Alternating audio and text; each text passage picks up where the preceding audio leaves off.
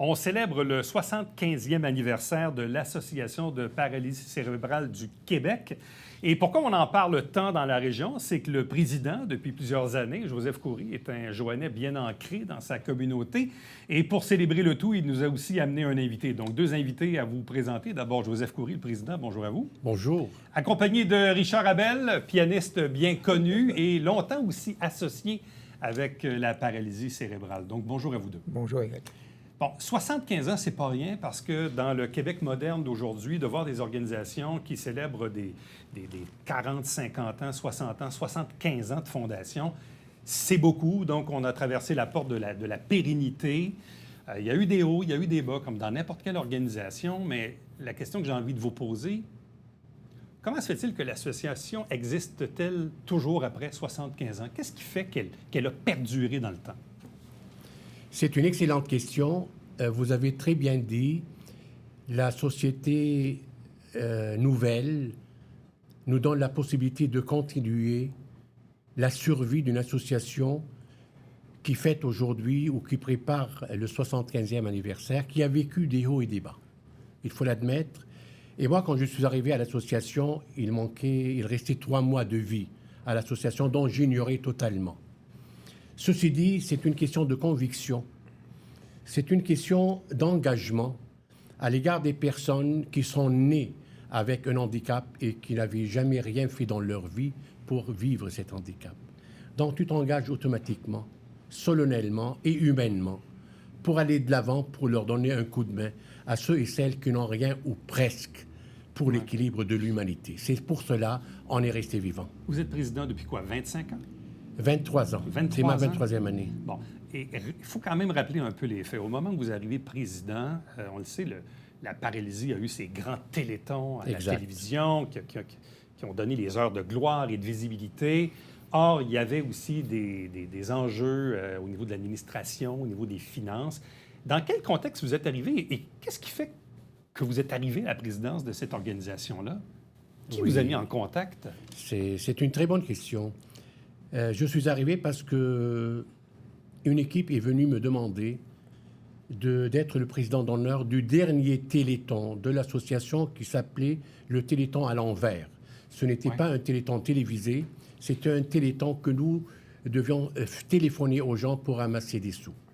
Paraît-il que cette année, la région du Richelieu, de Saint-Jean-sur-Richelieu, était la plus grande région donatrice durant ce téléthon. On a atteint un chiffre de 123% de notre objectif que Montréal avait atteint 25%. Donc, ils sont venus... Moi, je n'étais pas avec la paralysie cérébrale du tout. J'étais très engagé durant les années 2020. Donc, j'ai refusé au départ parce que je n'avais pas le temps. Je voyageais beaucoup. Et quand ils sont venus me demander de faire partie la première année de cette association, j'avais accepté pour une année. J'ai dit, on va voir qu'est-ce qui se passe à l'intérieur. J'ai vu vraiment des situations désagréables et difficiles à digérer. C'était la fin de l'association. Donc, on avait travaillé fort. J'étais entouré, la première année, j'étais directeur comme tout le monde.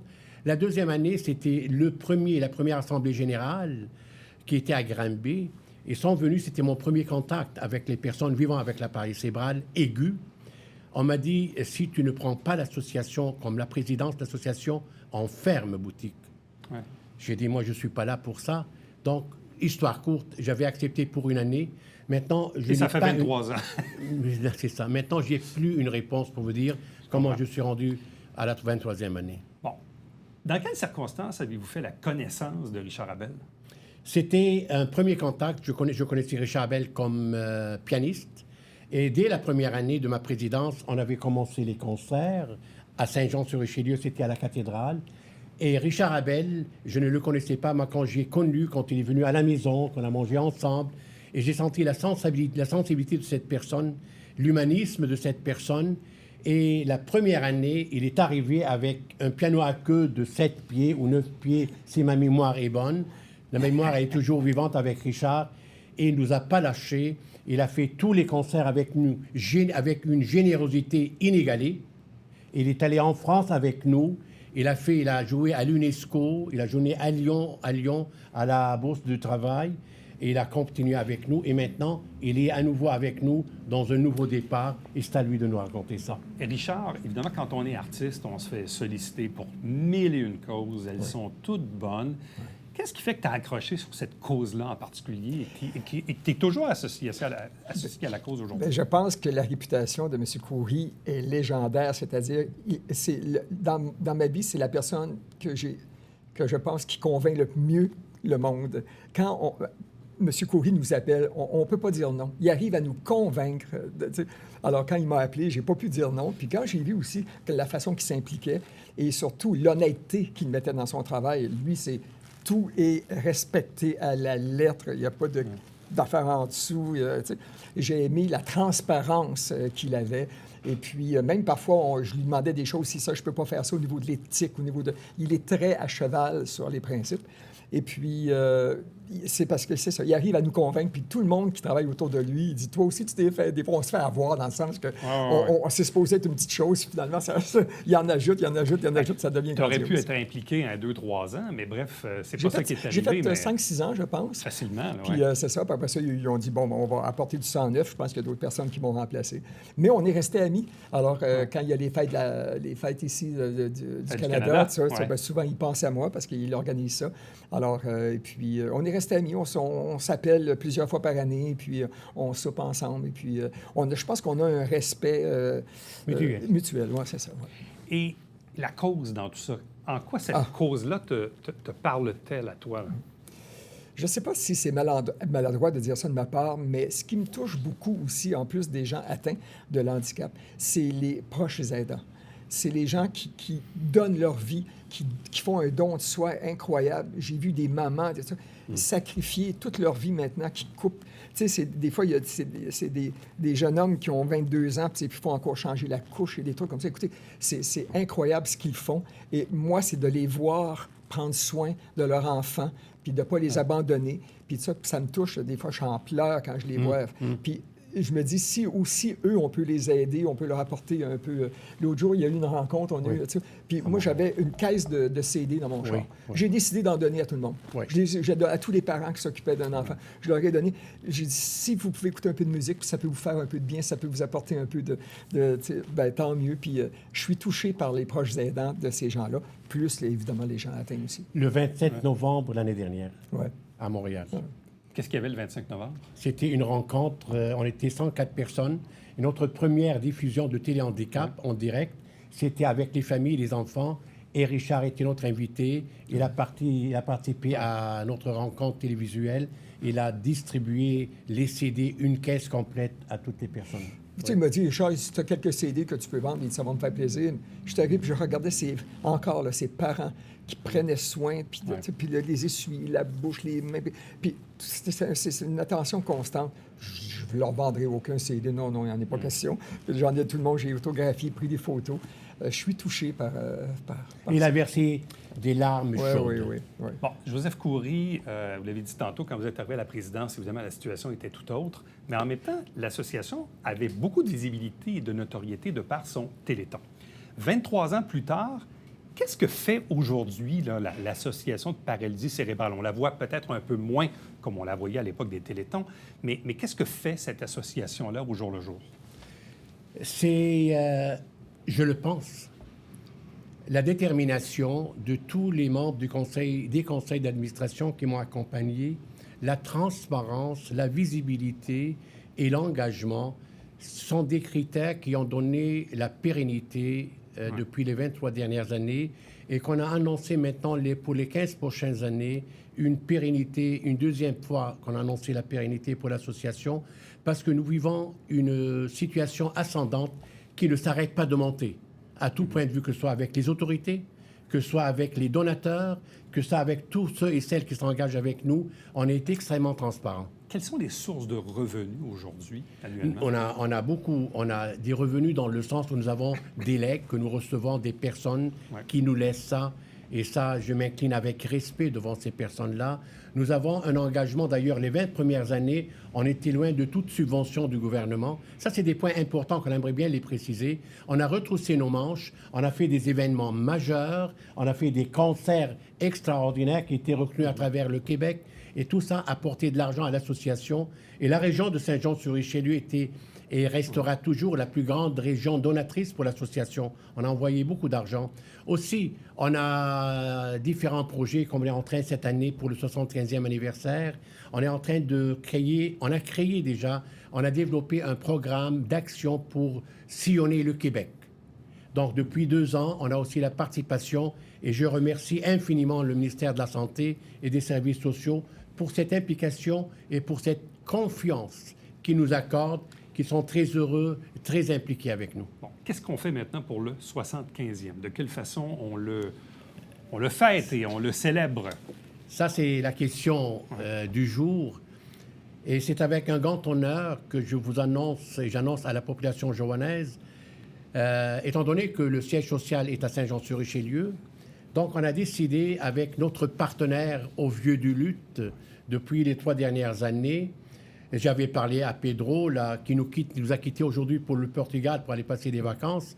Donc, j'ai dit, qu'est-ce qu'on fait pour le 75e anniversaire? Il m'a dit, j'attends. On fait quoi? J'ai dit, on est prêt pour faire un grand événement, le lancement à partir d'au Vieux du Lutte de Saint-Jean-sur-Richelieu. Et ce qui va se passer, c'est qu'avant d'annoncer, la nouvelle n'est pas sortie. C'est une première annonce que vous donnez ici. On a donné ça au journal Le Canada français. Le 15 octobre 2023, de 11h à 4h de l'après-midi à 16h, déjà le restaurant est plein. Il reste quelques billets d'ici et là. Donc, nous aurons un repas musical en la présence de ce grand pianiste québécois qui est Richard Abel, qui se donne cœur et âme pour partager cette journée du 75e anniversaire. Et nous aurons aussi 5 à 6 musiciens de l'école de leadership et des recrues qui vont accompagner Richard. De l'armée. On appelle l'école de leadership et de recrues des Forces armées. Des Forces armées. Qui vont accompagner Richard dans différentes pièces. Et je lui laisse le plaisir de nous annoncer ça. Bon, avez-vous déjà commencé à penser au canevas de... Oui, c'est ça. Oui. Je ne jouerai pas de la musique tout le long du repas. On va laisser les gens parler entre eux et tout ça. Mais il va y avoir de la musique au début aussi. Puis à un moment donné, ces musiciens-là vont se joindre à moi. Et je vais faire un bon 5-6 pièces là, vers la fin, des pièces à en jouer et tout ça. Puis j'ai un petit piano. Puis on s'est trouvé un petit endroit parce que c'est quand même un restaurant. C'est pas une salle de spectacle. Mais puis il va y avoir toutes sortes de choses. On ne dévoile pas tout, mais il va y avoir du champagne. Il va y avoir d'autres artistes aussi. Alors, puis moi, je vais faire un bon 5 pièces là, avec des pièces percutantes, et puis vers la fin du repas. Puis, ouais. Joseph? Je voudrais ajouter quelque chose de très important qui vont accompagner aussi notre pianiste Richard Abel. Nous aurons notre créateur floral, moi je l'appelle. C'est pas seulement un fleuriste, c'est Jean Guillet, qui fera une première dans sa carrière de 40 ans. Il va monter un bouquet de roses éternelles. De 200 roses éternelles, qui va la monter sur place. Et nous aurons aussi une artiste peintre, Carmen Van Winden, qui fera aussi un tableau qui va donner l'image de Saint-Jean-sur-Richelieu et qui seront tirés dans le repas. On aura aussi plusieurs certificats cadeaux à offrir aux participants. Ouais. À date, nous avons presque 250 réservations. Wow! Donc, il reste quelques billets à peine. Là. Quelques billets à peine. Les retardataires, réveillez-vous, s'il vous plaît. Ouais. Appelez 450-357-2740. Bon, Richard, quelques billets. Quand on monte ce genre de spectacle-là, je comprends, comme tu le dis, c'est pas une salle de spectacle, c'est un restaurant, donc tu arrives avec, évidemment, un piano plus petit. Hein? Oui. Je dis souvent la blague, j'ai l'habitude de jouer sur un piano à queue, là, je vais avoir un piano circoncis. Oui, c'est ça, c'est très bien dit. Puis, mais comment c'est que quand on joue avec d'autres musiciens, il faut se parler, il faut parfois se pratiquer un petit peu à l'avance, décider un peu de ce qu'on va faire. Ouais. Là, on est avec des musiciens donc de la garnison, là, des forces canadiennes. Comment on monte ça, ce genre de spectacle-là? Oh, bien, on est habitué. Moi, j'ai le répertoire. Ça fait tellement d'années. Alors, j'ai rencontré le chef d'orchestre tantôt. Nous avons dîné ensemble. Puis là, bien, j'ai les partitions de trompette, saxophone et tout. Alors, j'ai ça déjà de près. Alors, on a choisi les pièces. Il a écouté. Puis oui, ça serait bien, ça va être percutant. Comme par exemple, Éric, j'ai fait 2 tournée pan-canadienne avec le le plus grand big band au monde, qui est le Glenn Miller Orchestra. Ouais. Et puis, d'un océan à l'autre, nous sommes partis d'Halifax jusqu'à Vancouver en camion, en auto. Nous nous arrêtions dans toutes les villes du Canada. Ils m'ont tellement apprécié que 2 ans plus tard, ils m'ont repris pour une autre tournée. Alors, la musique de Glenn Miller est dans mon cœur. Donc, leur plus grand succès, c'est In the Mood. Alors, avec des cuivres comme ça va être... Tu sais, ça va être un des numéros, ça, qui va être percutant. Ça doit être un thrill incroyable quand on est derrière le piano, oui. Ouais. Et quand on a les autres instruments, les brasses, qui viennent, des cuivres qui viennent s'ajouter, ça doit être assez incroyable comme sensation. Oui. Et le chef d'orchestre est un passionné, alors ça a connecté entre lui et moi tout de suite. Bon, telle pièce, je vais faire une pièce de ABBA, par exemple, qui s'appelle Fernando, où est-ce que des solos. On va faire le fameux Il Silencio, ce numéro de trompette là, qu'on se rappelle à l'époque, qui, justement... c'est en mémoire des soldats et des soldats, tout ça. Alors, il va y avoir j'ai choisi des numéros spéciaux. On s'est jasé, lui et moi, puis ça a tout de suite, oui, c'est une bonne idée. Puis j'ai senti chez lui cette passion que j'ai, que Joseph a et que vous aussi, Éric, vous avez. Alors, quand on est entre gens passionnés, ça crée de beaux moments. Je comprends. Joseph Khoury, donc cet événement-là du 15 octobre est un événement important et marquant donc pour souligner le 75e anniversaire. Est-ce qu'on a d'autres activités de prévues ou qu'on va annoncer plus tard dans l'année? Exactement ça. On va sillonner le Québec, on va faire le même événement, on va faire d'autres événements, surtout qui relèvent des parents et des enfants ayant la paralysie cérébrale. Mais ce projet, on va faire le Québec avec ça pour annoncer et pour sensibiliser la population à ce qu'on appelle le handicap. C'est très important ici au Québec. Moi, je pensais que nous étions les maîtres à travers le monde, mais il nous manque encore des choses à faire, pas seulement pour la paralysie cérébrale, pour tout le Québec confondu. Actuellement, on est en train de se regrouper avec des dizaines et des dizaines d'associations pour former un groupe pour défendre la situation des personnes handicapées au Québec. Bon. Juste avant de terminer ce segment, Richard Abel, qu'est-ce que vous faites d'autre dans la vie ces temps-ci, ces jours-ci? Est-ce qu'il y a des spectacles de prévus à l'horaire? Ben en fait, bref, l'horaire ressemble à quoi? Ben, depuis 1 an, là, je fais une tournée. J'ai signé avec Martin Leclerc, qui était le producteur de Michel Louvain. Et vu que Michel n'est plus là, il m'a pris sous son aile pour faire une tournée donc, à travers tout le Québec. Et donc, ça s'appelle 40 ans déjà. C'est pour célébrer mes 40 ans de carrière. Et j'ai 10 musiciens, des danseurs et tout. Et j'ai Claudette Dion, qui vient faire 4-5 chansons dans mon spectacle. Alors, et là, on est en tournée un peu partout. Là, il nous reste encore On peut voir ça sur mon site web si les gens veulent aller, mais je sais qu'on va faire Ville-la-Salle bientôt, Saint-Eustache, Saint-Jérôme, Granby, Saint-Hyacinthe et tout. Alors, donc, toujours très, très, très actif. Oui, bien, cette tournée-là, j'aime beaucoup. C'est Joe Beaucamp qui a fait la mise en scène. Il y a des beaux décors. Je suis bien content. Mais ce qui est toujours fascinant avec les artistes, c'est qu'un artiste, ça ne prend jamais sa retraite. Oui, c'est ça. J'y pense. Puis, les chanteurs, les comédiens, les musiciens, quand tu dis, ouais, la retraite, non, pas de retraite, ça n'existe pas, la retraite. Ben non. M. Louvain avait passé 80, puis s'il n'y avait pas eu ce cancer, il aurait continué encore. Puis, Mais moi non plus, je ne crois jamais à la retraite. Non, c'est ça. Je ne connais pas ça. Je ne connaîtrai jamais ça. Richard Abel, un gros merci pour le passage à l'émission. Merci de m'avoir reçu. Joseph Khoury, restez avec nous. On va faire une courte pause parce qu'on parlait tantôt de l'implication du Vieux du Lutte. Oui, ici à Saint-Jean, mais également un peu partout au Québec. Donc, on vous revient dans quelques instants. Merci.